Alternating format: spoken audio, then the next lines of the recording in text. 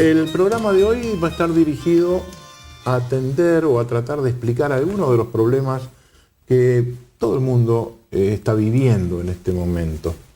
El tema de la crisis económica, Estados Unidos, qué está pasando dentro de los Estados Unidos y además en plena campaña electoral. Ahora, la crisis económica, evidentemente, mucha gente se levanta, prende el televisor para ver qué pasó con las bolsas de Asia, qué pasó, y todo el mundo está pendiente de qué pasa con las bolsas.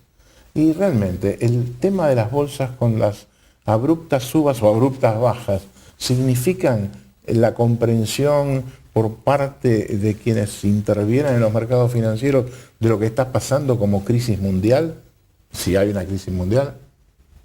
Bueno, este va a ser un tema para analizar, para discutir y reflexionar sobre ella, pero con dos hombres que han dedicado prácticamente toda su vida al estudio de los problemas internacionales. Uno de ellos es el doctor Oscar Camillón, a quien te agradezco mucho, una larguísima trayectoria en el tema de las relaciones exteriores, además con intervención como funcionario importante de Naciones Unidas, y Jorge Castro, uno de los analistas en materia de política internacional y estrategias realmente significativos de nuestra Argentina. Así que con ellos vamos a conversar durante toda esta hora sobre todos estos problemas. Enseguida volvemos.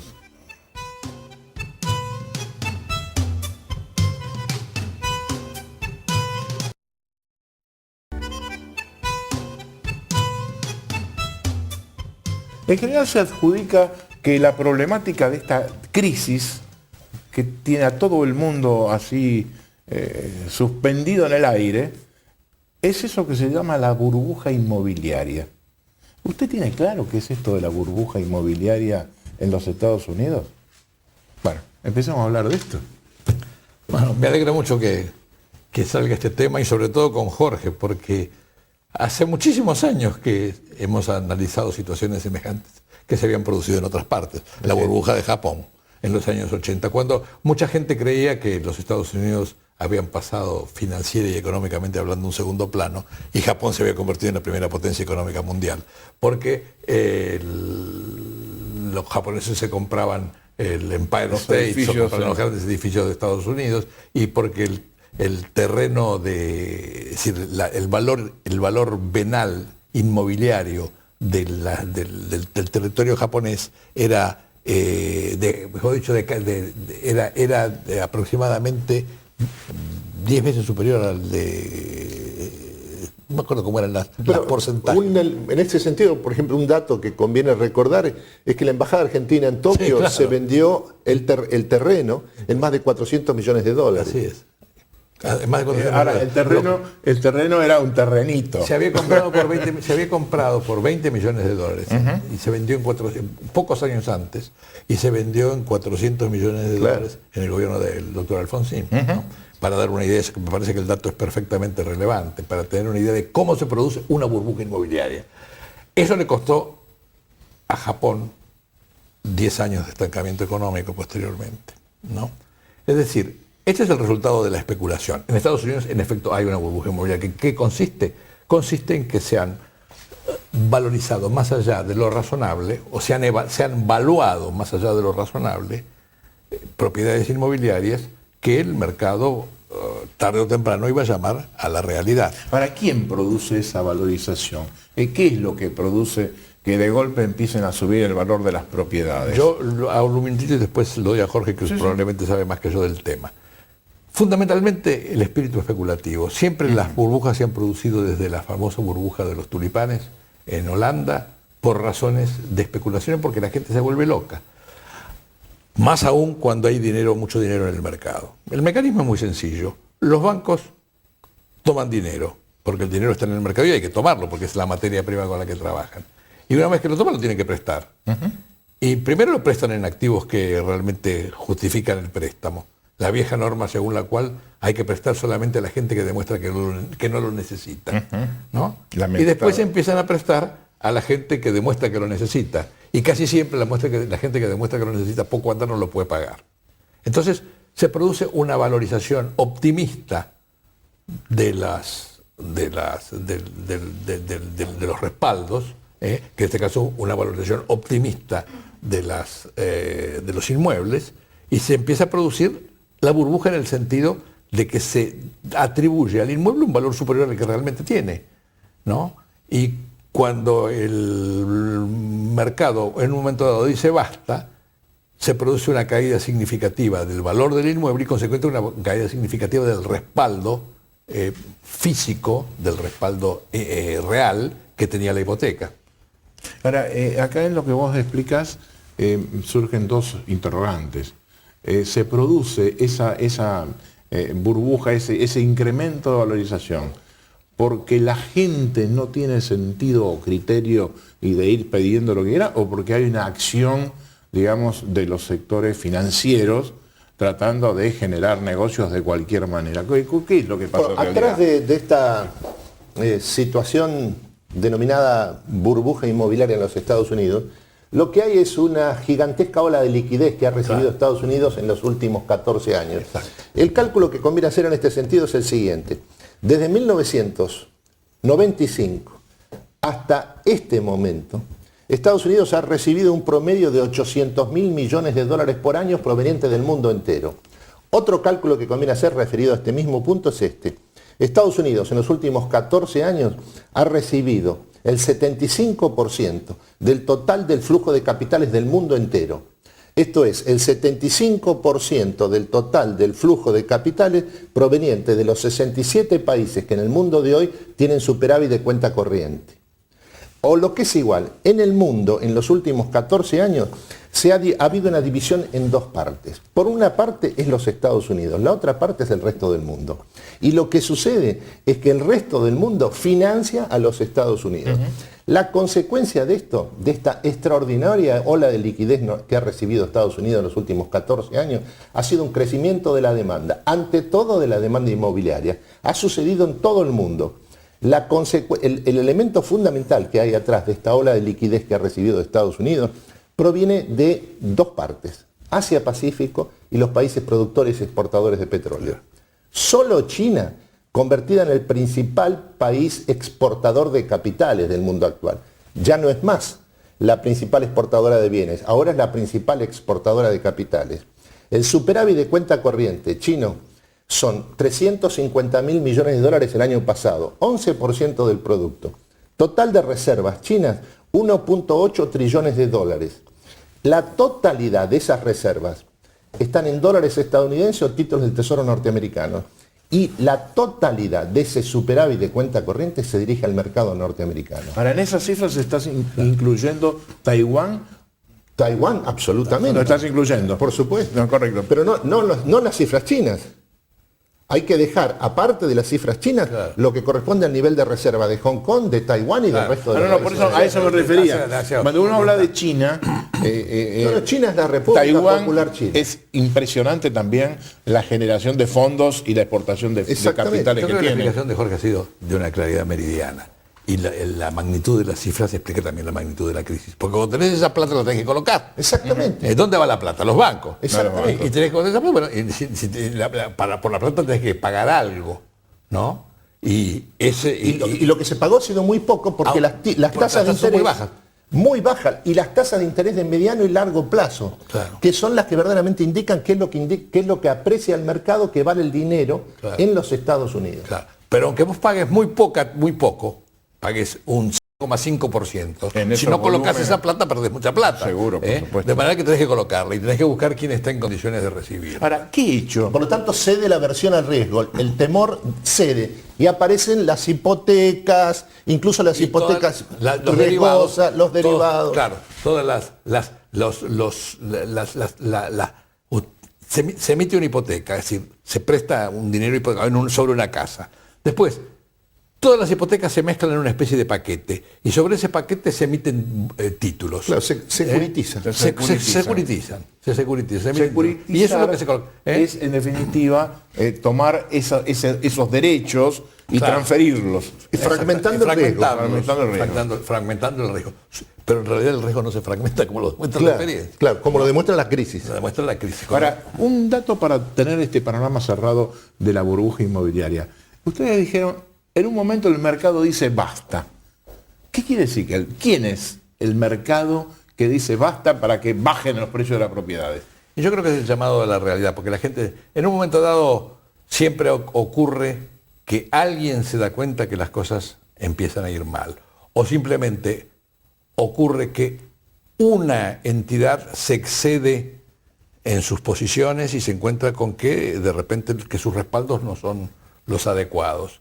Y ahí empieza a producirse una señal que contagia al rebaño con una rapidez fenomenal. Exactamente. Porque es un problema, porque lo que entra en crisis es la confianza. Pero la confianza entra en crisis por motivos reales. Por y la motivos diferencia reales. fundamental, el elemento el real motivo que lleva a la crisis de confianza es cuando la oferta supera la demanda. Claro. Es cuando la oferta de construcción de nuevos inmuebles es muy superior a la demanda. Claro. ¿Qué es lo que se ve, por ejemplo, típicamente si uno va a Miami? Exactamente. ¿Quién va a usar toda esta cantidad de espacio oficinesco? No hay idea de que la economía real pueda crecer a ese ritmo. Agréguele a todo esto un componente evidentemente muy importante, que es la codicia.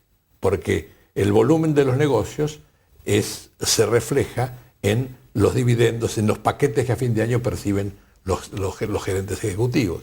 De manera que la inflación del negocio es un interés muy importante de quien lo está manejando. Esto es un elemento fundamental para explicar la dimensión de la crisis en un aspecto informado, que es el aspecto moral. No, acá estás introduciendo el otro elemento que apareció con las crisis de las grandes empresas internacionales, el caso de Exxon y Parmalat, claro, y todo lo que surgió posteriormente en cuanto al manejo de los ejecutivos. Y hoy se está poniendo en discusión también en Estados Unidos el tema de los ejecutivos, sin duda, de los bancos. Sin duda. El presidente de Lehman Brothers ha ganado en los últimos 10 años $500 millones. ¿Lo repetís, por favor? El presidente de Lehman Brothers en los últimos 10 años, o 9, o 8, o 12, ha ganado $500 millones en bonos, es decir, en bonos de fin de año. Evidentemente estamos hablando de cifras. Un potropo, ¿no? Un potropo. Realmente increíble. Me parece que con esto quedó claro el tema de cómo se origina el tema económico. Haría una pausa aquí y en el próximo bloque seguimos viendo cómo esto está afectando la economía de Estados Unidos y qué está pasando en el mundo con respecto a esto. ¿Les parece bien? Volvemos en un segundo.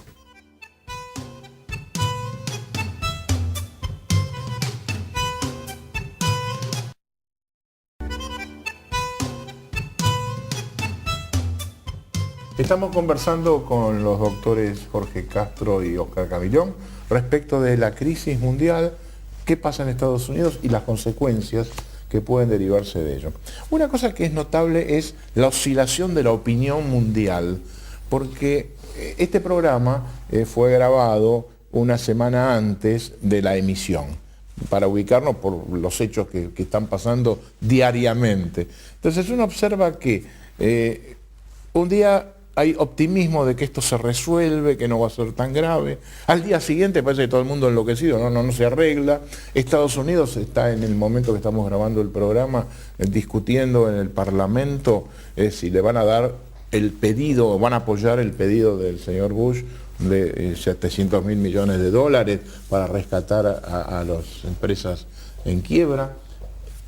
¿Cómo ven esto ustedes desde el punto de vista, primero, en la interna de Estados Unidos, cómo se discute esto? Bueno, el problema principal hoy no es la discusión entre la Casa Blanca y los demócratas, ni entre los dos candidatos presidenciales. El problema principal que tiene el programa de Bush y de Paulson es con la minoría republicana en la Cámara de Representantes. Así es. Este es el punto más conservadora. Claro, que se rechaza, rechaza un programa que estima que es la mayor intervención con fondos públicos norteamericanos en el sistema financiero desde el que realizó Roosevelt en 1932. Absolutamente así que es, porque además es. Basta ver si usted pone CNN, van a aparecer cada 2 o 3 horas algún senador o algún representante republicano de Estados Unidos poniendo el grito en el cielo con el programa, porque realmente desde el punto de vista de la acción del Estado es lo más fuerte que se hace desde el New Deal y en algunos aspectos más fuerte todavía. ¿no? Así que en efecto es así. El debate probablemente más difícil que tenga que enfrentar en este momento el gobierno es el de la minoría recalcitrante, así como pasaba un poco cuando Margaret Thatcher quería negociar con el tema de las Malvinas, que lo quiso negociar en su momento, antes de la guerra, el problema más difícil que tenía era la extrema derecha del Partido Conservador, que no quería saber nada. Ahora, vos hiciste una referencia a las consecuencias que va a tener todo esto. Bueno, por de pronto hay que partir de la base que van a ser muy importantes. No hay la más mínima duda que la repercusión va a ser global. Van a jugar en esa repercusión inclusive los elementos especulativos que siguen funcionando en el ambiente, como lo demuestra la oscilación de los precios, que es especulación pura. ¿Cómo se explica que un día, por ejemplo, hayan subido como subieron los precios de petróleo un 17 o 18%? Hubo simplemente vuelco de masas de dinero a la especulación con commodities, ¿no? Bueno, después bajan de nuevo, porque claro, incertidumbre, todavía una enorme fluidez y dudas sobre los impactos que en la economía real esto va a producir. ¿Qué va a producir impactos en la economía real? No hay la menor duda, se están produciendo ya.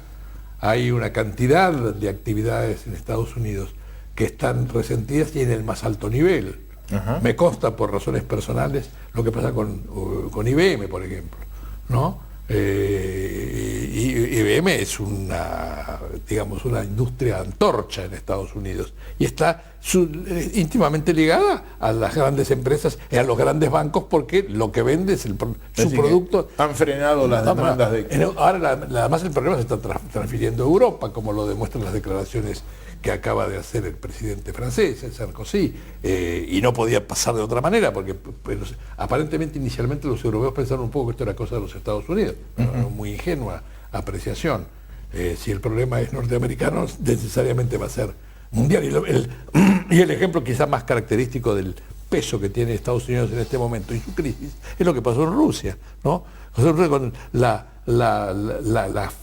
bolsa de Moscú cuando la quiebra de Lehman tiene que cerrar por la vertiginosa caída, y cuando aparece que la cosa se compone, sube 17 puntos o 20 puntos, no me acuerdo lo que fue, una cosa fantástica, la bolsa rusa, ¿no? Más que nadie sabe exactamente cuál va a ser la extensión y la duración de la crisis, pero que esto repercute en la economía real no cabe duda. Y que en este momento otro de los temas que hacen pensar a los legisladores norteamericanos cuando están discutiendo el paquete es que mucha gente va a perder realmente su ahorro fundamental, la base de su capital, la base de su crédito, que es su casa, ¿no? Ahora, esto es importante lo que mencionas, porque en definitiva este salvataje planteado por Bush es a las empresas pero no a la gente. Bueno, yo creo que a ver, si no se salvan las empresas, no se salva la gente. Bueno, por eso me es importante entrar a este temita. Bueno, casi el 70% de los hogares norteamericanos tienen dos fuentes de ingresos: su salario y el paquete de acciones de que dispone. La quiebra del sistema financiero implicaría trasladar esa quiebra al conjunto de la sociedad norteamericana. No es simplemente ya la historia de los gigantes de Wall Street frente al pequeño propietario o consumidor.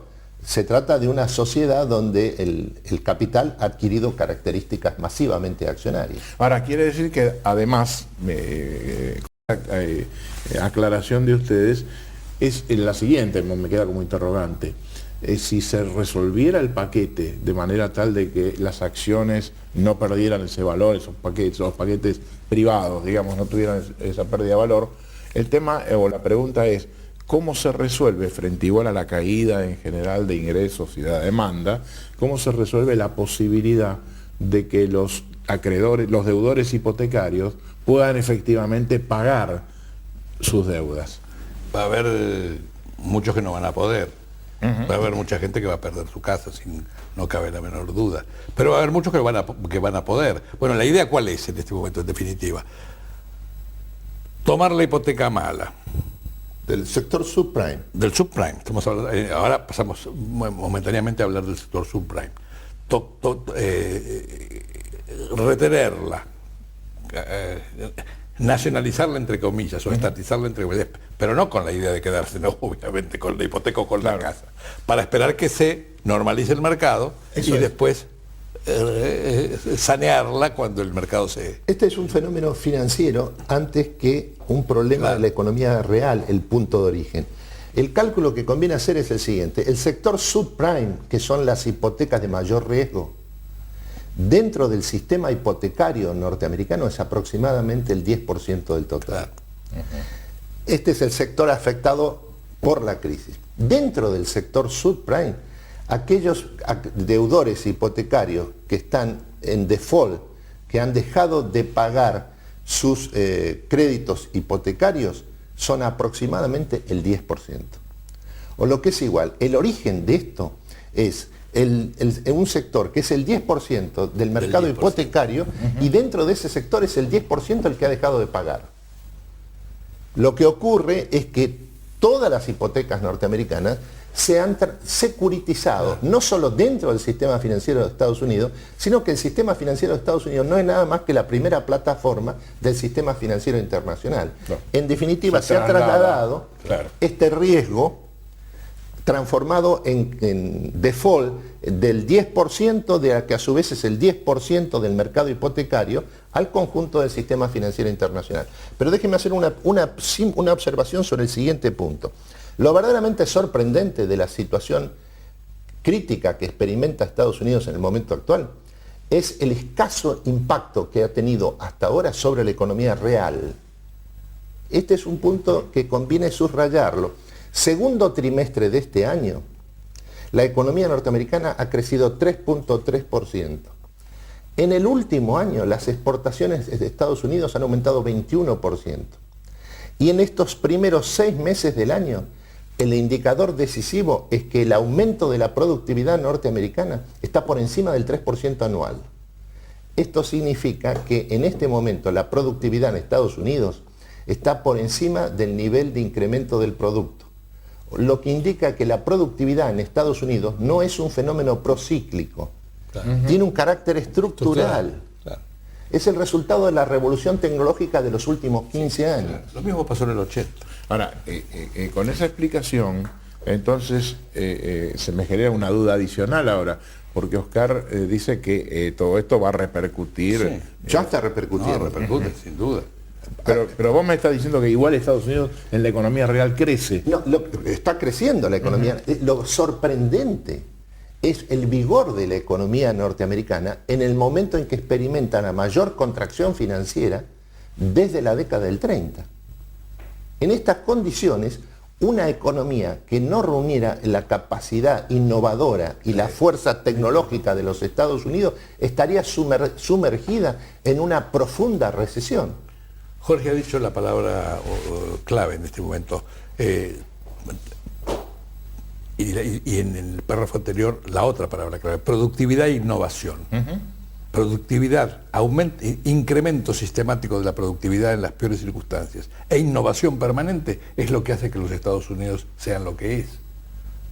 El motor es la innovación, y eso no se va a detener en ninguna momento. Por algo tienen todos los premios Nobel de Física y Química, ¿no?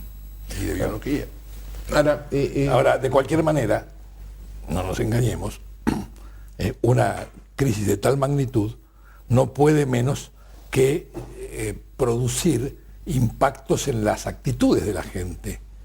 Eso, las actitudes de la gente espontáneamente tienden a mirar, a cuidarse, expectativas. Y eso es casi siempre el origen de los ciclos recesivos. ¿Y en Europa esto va a repercutir en algunos países más que en otros? Sí. En general, toda Europa en el segundo trimestre está en recesión. Esto es contracción efectiva, caída del producto. Pero en algunos países esta situación es más acentuada. El primero es España. Que había empezado antes. Y por el mismo motivo. Por el negocio inmobiliario, por la burbuja, resultado de una ola de liquidez, tasas de interés históricamente las más bajas de la historia española, boom de la industria de la construcción, y luego en un momento determinado ese ciclo se revierte, que es lo que ha sucedido. Luego el otro es Irlanda. está en una etapa ya de recesión efectiva. Y el tercero es Francia, no Alemania todavía. Y la razón fundamental por la que Alemania no está sumergida en la recesión todavía es por el auge de su sector exportador, algo semejante a lo que sucede con Estados Unidos. Y ese auge del sector exportador alemán, especialmente equipos industriales, tiene que ver con las corrientes de comercio alemán que se dirigen al Asia-Pacífico, sobre todo a China. Hacemos una breve pausa y seguimos con estos temas.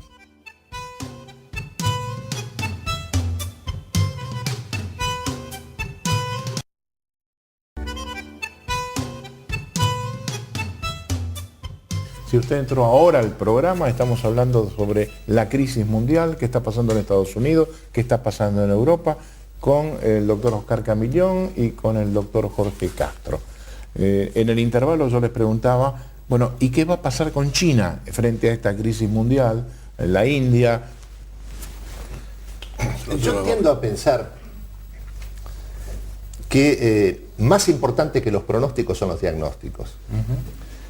Sobre todo por el hecho siguiente, el futuro se nos escapa a todos, pero lo que no se escapa a todos, al contrario, es lo que está a la vista, es la posibilidad de dar la apreciación más objetiva sobre lo que sucede en el momento actual.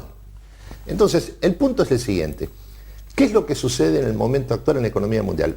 Lo que se puede constatar es esto: esta es la primera vez en la historia del capitalismo en el que una situación de recesión, desaceleración de la economía, en la triada del capitalismo avanzado, Estados Unidos, Unión Europea, Japón, no se traduce en recesión de la economía mundial. Lo segundo que se puede constatar es que en más del 80% del crecimiento de la economía mundial este año, como el año pasado, es obra de los países emergentes. China sola es responsable del 27% del crecimiento de la economía mundial, más que Estados Unidos. Tiene una economía que es 4 veces inferior a la norteamericana, pero su participación en el crecimiento de la economía mundial es superior a la economía estadounidense. Ahora, estas son novedades históricas, lo que permite pensar que, y en este sentido sí lo que se podemos avanzar en el terreno siempre azaroso de los pronósticos, es que esta crisis no es más que una crisis de esta nueva fase de la globalización que ha emergido en los últimos 5 años, donde el factor decisivo del crecimiento económico mundial ya no está más en los países del primer mundo, sino en los países emergentes, los asiáticos en primer lugar, China e India. Ahora, y la repercusión, porque esto me lleva hacia algún cambio de paradigmas, pero ahora voy a plantear esto. ¿Y la repercusión en la América Latina? Bueno, una vez más, también tenemos que entrar primero creo que en los diagnósticos antes que los pronósticos, porque como decía aquel indio muy inteligente, los pronósticos son muy difíciles, sobre todo cuando se refieren al futuro, ¿no? Sí. La verdad es que, y aquí creo que tenemos que hacer un diagnóstico. ¿Qué se hizo hasta ahora sobre los fundamentals de la economía en países como la Argentina, Chile, Brasil, México? Y la respuesta evidentemente no es igual. ¿No? Lo que hicieron los brasileros con sus fundamentals, no solamente ahora, sino a través de varias décadas, es un poco diferente de lo que hizo la Argentina, ¿no? Así que para saber lo que va a pasar en el futuro tenemos que ver qué hemos hecho últimamente. Yo fui por primera vez como diplomático a Brasil en 1959. La relación de la economía brasileña y argentina en ese momento era 1,3 a 1. ¿No? Hoy es 5 a 1. La población era en ese momento 3 veces y media, 4 veces más. Ahora es 4 veces y media más. Obviamente quiere decir que la renta per cápita brasileña ha alcanzado la renta per cápita argentina, y en aquel tiempo la diferencia era enorme. Por eso era la sensación de potencia que transmitía la Argentina frente a Brasil, que era un país subdesarrollado. Realmente, 37% de la población en las ciudades, 63% en el campo. 59. 59, ayer. Ayer, si éramos grandes nosotros, ¿no? Ayer. Bueno, esto es lo que obliga primeramente. Brasil hoy es miembro del BRIC. El BRIC debería ser BRAIC, porque la Argentina tendría que estar en ese grupo de países, sin la menor duda, puesto que si nos retrotraemos solamente a esa época, y que yo ya era un hombre suficientemente grande como para ser diplomático argentino, ¿no? Argentina era significativamente más importante en términos económicos que la India y que Brasil, y en términos de expectativa futura. Así que el pronóstico yo creo que en este momento es el siguiente. En el corto plazo, en el momento actual, la economía brasileña va a sufrir más el impacto de las dificultades financieras porque simplemente está en el mundo de las finanzas. La Argentina, que está fuera del mundo de las finanzas, como si fuera una tribu africana, le va a pasar un poco aparentemente por encima. Lo que va a sufrir es el impacto económico. La Argentina aparentemente estaba empezando a hacer los deberes para volver al mundo, ¿no? Esto no va a ayudar, ¿no? Pero esa dificultad que va a experimentar probablemente en cuanto al acceso a créditos Brasil, puesto que el crédito se va a hacer más escaso y puesto que el efecto de absorción que va a producir el Tesoro de Estados Unidos con los paquetes financieros que a la larga se aprueben, uno se va a aprobar sin la menor duda, va a incidir en el crédito internacional, y Brasil en este momento es un país muy necesitado de crédito. Pero realmente su economía se ha saneado fundamentalmente. En cambio, la Argentina tiene en este momento muchas deudas pendientes que no se pueden resolver sin un financiamiento adicional que los recursos internos no pueden aportar. Todo el sector de servicios argentino no ha dejado de invertir en la última década, sin excepción. Todo el campo ha parado sus inversiones después de las muy grandes que se hicieron décadas pasadas en el mejoramiento de su tecnología, y no digamos nada la industria. De manera que, tenemos que empezar a hacer los deberes muy adecuadamente, y sobre todo tenemos que presentar frente a todos los interesados en operar en la Argentina un panorama real. La economía brasileña se la conoce sin ningún tipo de sin que haya que explorar ningún tipo de disimulo provocado por el gobierno. En cambio, en la economía argentina sabemos todos los problemas que hay a partir solamente de los datos estadísticos. Más que yo creo que el futuro va a estar determinado por lo que hemos hecho hasta ahora, ¿no? Como suele ocurrir. Como suele ocurrir, como suele ocurrir. Yo en esto me quedo con los puntos suspensivos, porque encontramos declaraciones de nuestros funcionarios realmente que sorprenden, pero no voy a hablar de la interna o de nuestro país. Ahora, hay un momento donde mueren las palabras. La Argentina esta semana, tasa riesgo país, pasó los 1000 puntos básicos. Brasil esta semana, en el momento de agudización de la crisis financiera internacional y por lo tanto de aumento de la aversión al riesgo y ante todo del riesgo de invertir en los países emergentes, la tasa de riesgo país en Brasil no llegó a 300 puntos básicos. Sí, claro, la diferencia es... Ahora, esta es una idea de cuál es la idea que hay respecto a un país y respecto al otro. El otro elemento que hay que tomar en cuenta es el siguiente. La Argentina en el último año, en los últimos 12 meses, han salido del país 19.500 millones de dólares, casi 20.000 millones de dólares, más que en el 2001. Es lo que en forma metafórica se denomina fuga de capitales. Así es. Ahora, ¿estos capitales salen del país por los datos macroeconómicos o porque hay una crisis de credibilidad en lo que es la Argentina como país en el momento actual? Sí, creo que la respuesta es única acá, no caben alternativas, ¿no? Ahora, vuelvo un poquito hacia atrás. Cuando vos estabas planteando los paradigmas del incremento de productividad, innovación tecnológica, etcétera, y Oscar mencionó así toda la problemática del sistema financiero, digamos cómo se generó todo el esquema de la burbuja. Alguna gente está pensando que esta cuestión inédita, vos dijiste en los últimos 5 años, el mundo cambia. ¿Es posible pensar en un cambio de formas de actuar del sistema capitalista? El sistema capitalista cambia todo el tiempo. Es el sistema de la destrucción creadora, como dijo Schumpeter, con una fórmula insuperable. Que desde luego que cambia todo el tiempo. Cambian los instrumentos, cambian en la relación permanente. Para para utilizar la imagen de Samuelson, es un sistema, siempre fue un sistema mixto de actividad privada con intervención del Estado. Siempre el Estado es la matriz dentro del cual se han formado los sistemas capitalistas. Primero apareció el Estado, digamos, de Hobbes, ¿no? Y después vino el Estado liberal. Primero arma Luis XIV, arma Colbert y Luis XIV el sistema, el marco del Estado, y después ahí crece la economía capitalista.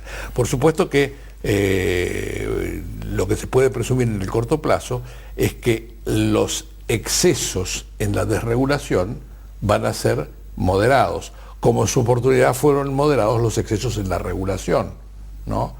Es probable que, y en ese sentido veremos una economía, la economía china hoy está mucho menos regulada que en la época de Deng Xiaoping, que es el que inicia el proceso chino actual, pero está menos regulación, no podría tener las inversiones que tiene, ¿no? Entonces, ¿qué quiere decir? ¿Que ahí se produjo un cambio? Claro que se produjo un cambio.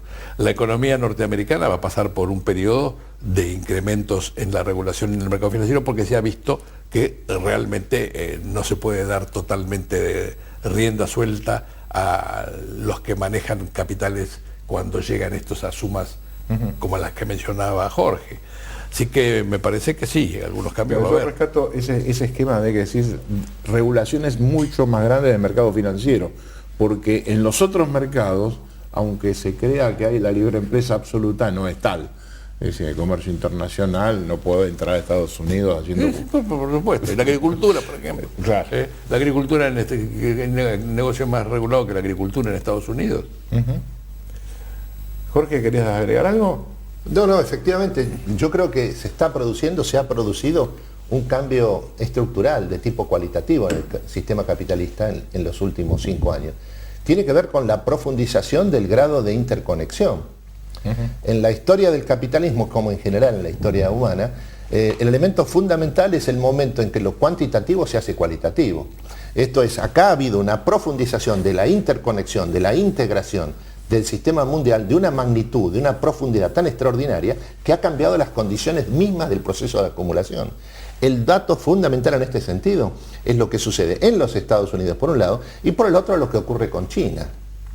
El elemento fundamental de lo que sucede con China es un salto de la productividad en la economía china y en las exportaciones chinas, vinculadas con el hecho de que China se ha transformado en la principal plataforma, después de Estados Unidos, del capitalismo transnacional en su fase productiva. Una sola reflexión final. Sí. Una frase para cerrar el bloque. No. La siguiente. Mark Twain dijo una vez, cuando había aparecido la noticia de su defunción, que la noticia sobre el fallecimiento ha sido un tanto prematura. Yo creo que todos los que hoy creen que el capitalismo norteamericano ha entrado en una etapa de declinación y con probable fallecimiento están dando noticias muy prematuras. Sí. Me parece que es suficiente para cerrar este bloque y es definitorio de la opinión de nuestros invitados de hoy. Última pausa.